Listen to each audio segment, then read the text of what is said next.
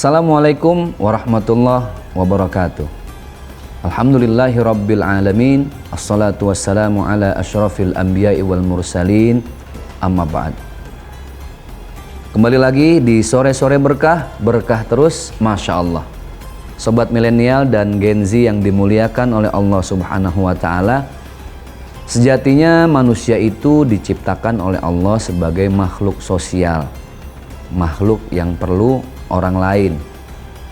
Makanya dalam agama kita ada beberapa hubungan-hubungan yang harus kita bina. Yang pertama adalah hablum minallah, hubungan baik kita dengan Allah. Ada hablum minannas, hubungan baik kita dengan sesama manusia, apapun agamanya, bagaimanapun budaya dan bahasanya.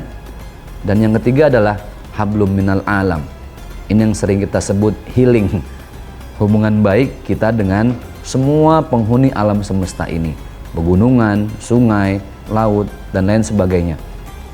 Ini berarti agama Islam mengajarkan kita tidak hanya memikirkan ibadah kepada Allah, tetapi bagaimana dengan ibadah itu kita menjadi manusia baik. Inna sholata tanha anil fahsya'i wal munkar.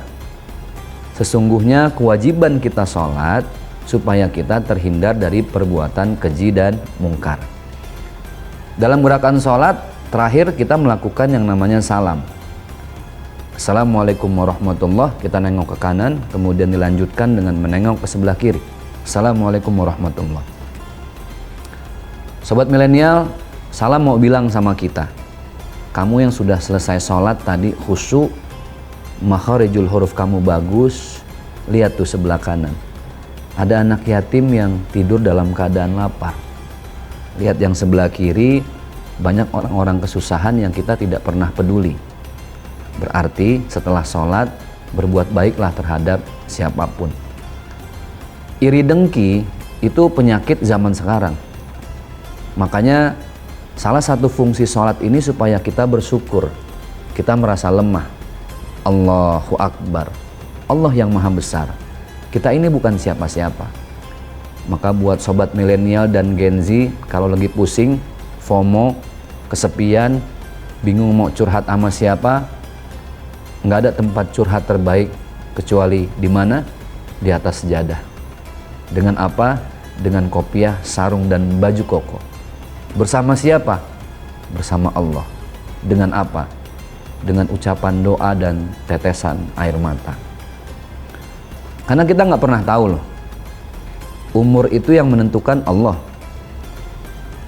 Ada seorang murid yang datang kepada gurunya, wahai guru, kematian itu milik siapa? Apakah milik orang yang sudah tua renta atau milik orang yang sudah sakit merana? Sang guru menjawab, wahai murid, ajal itu bukan milik siapapun. Kematian bukan milik orang tua. Kematian bukan milik orang yang sakit. Tapi kematian adalah milik siapapun yang mautnya sudah waktu tiba. Subhanallah. Jadi kalau hidup ini cuma ngikutin gengsi, apa sih yang mau kita cari? Kita masih muda, dengan tenaga yang ada, badan yang perkasa, harusnya kita mampu menjadikan pekerjaan kita, profesi kita sebagai sesuatu yang bermanfaat buat siapapun. Kita nerima gajian, kita kasih ke orang tua, bermanfaat. Kita nerima bulanan, jangan lupa ada zakat, ada infak, dan sedekah. Kenapa hati kita sering kesepian? Karena kita lupa untuk berinteraksi dengan yang menciptakan hati, Allah Subhanahu wa ta'ala.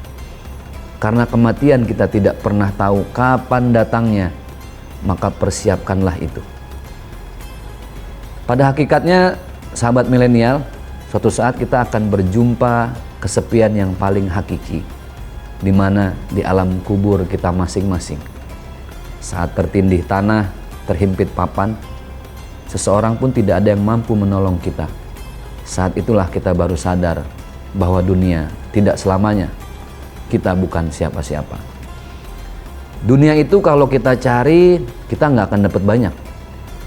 Kalaupun kita dapat banyak urusan dunia, kita nggak akan pernah puas, yakin deh. Kalaupun kita puas, kita nggak akan bisa selamanya dengan dunia itu.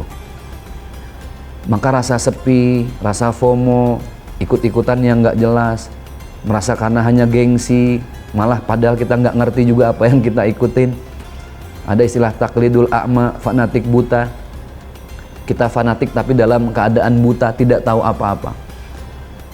Dalam surat Al-Fatihah di setiap sholat kita baca ihdinas syiratal mustaqim. Ya Allah, tunjukkanlah kepada kami jalan yang lurus. Maka buat kita yang masih muda, sobat milenial dan Gen Z ini, jalan yang lurus itu jangan dibayangin seperti jalan tol atau jalan-jalan lintas. Jalan yang lurus itu adalah jalan yang kita istiqomah di dalamnya. Maka kalau lagi kesepian, lagi FOMO, satu, ambil air wudhu. Jangan sungkan, jangan malu. Cuma air wudhu yang bisa menenangkan keresahan hati kita. Lalu yang kedua, Allahu Akbar. Dirikan sholat, mulai dengan takbiratul ihram. Tempelkan kening kita di atas jadah. Tempelkan kepala kita di atas tanah. Karena dengan sujud kita diajarkan 3 hal. Tahu diri, rendah hati, dan ingat mati. Sepi itu biasa. Merasa tidak punya siapa-siapa biasa. Karena suatu saat kita akan dihadapkan pada kesepian yang sejati di alam kubur kita masing-masing. Mumpung masih bulan Ramadan, tebar kebaikan, benahi sholat kita, gantungkan hidup hanya kepada Allah Subhanahu wa Ta'ala. Kesepian yang paling sejati itu adalah ketika kita jauh dari Allah. Tapi kedamaian yang paling sejati adalah ketika kita dekat Sang Maha Pencipta hati, Allah Subhanahu wa Ta'ala. Muliakan bulan Ramadan dengan membaca Al-Quran, kemudian dirikan sholat, dan jangan lupa sedekah. Cuma sedekah yang bisa membuat hidup kita semakin berkah. Ramadan berkah. Berjumpa lagi di lain kesempatan, masih dalam program Sore-Sore Berkah. Berkah terus, Masya Allah. Assalamualaikum warahmatullahi wabarakatuh.